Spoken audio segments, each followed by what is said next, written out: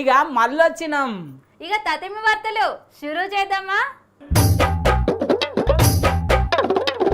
అరే నువ్వు గింత లేవు, మొన్న మొన్న పుట్టి బండి మీద గిరికలు కొడుతున్నావు. నిన్ను చూస్తే గీరు చిల్లరగాడా అని గట్ల బండి మీద ఎందుకు ఆగమాగం నడుతున్నారు అంటున్నారా బయట అందరు నన్ను. అరే నీకు తెలియదాక, హైదరాబాద్ అంటే సోకులు పడాలి. బండి తీసుకొని ఇట్లా గిరికలు కొడితే మా క్లాస్ పిల్ల కింద పడాలి, అది మళ్ళా. అబ్బో గా పిల్లబడేందో గాని ఇక నువ్వు పడి పానాలు పోయేటట్టే ఉన్నది. గందుకే నీ అసంటల కోసం సజ్జనర్ సరికి మాట చెప్పిండు. బ్రహ్మ రాసిన రాత నుండి అన్న బయట పడవచ్చు కానీ యాక్సిడెంట్ నుండి అసలు బయట పడలేము. మళ్ళా మనము తొవ్వపొంటి పోతుంటే ఎదురుంగొచ్చేటోడు ఎట్లొస్తాడో తెలియదు, మనం ఎట్లా పోయేది తెలియదు. గందుకే మనం బతకాలి, అవతలోడు బతకాలి. అంటే హెల్మెట్లు భద్రంగా పెట్టుకోవాలి.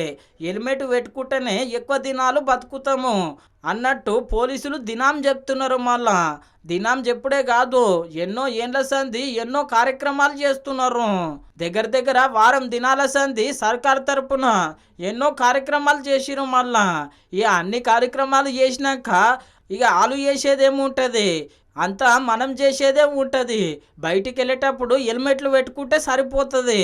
గందుకే పట్నం పెద్ద పోలీసు సారు ఈ మాట చెప్పిండు అందరికీ.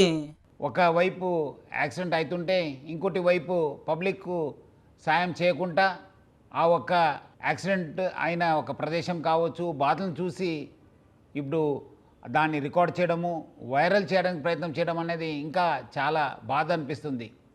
అట్లానే కొంతమంది ఇట్లా సాయం చేస్తే మళ్ళీ నాకు పోలీస్ పిలిపిస్తారు, లేదంటే మనం చుట్టూ తిరగాల్సి వస్తుంది, సాక్షి చెప్పాల్సి వస్తుంది, కోర్టు వైపు పోవాల్సి వస్తుంది, అడ్వకేట్ పెట్టుకోవాల్సి వస్తుంది అని చెప్పి చాలా భయపడుతుంటారు.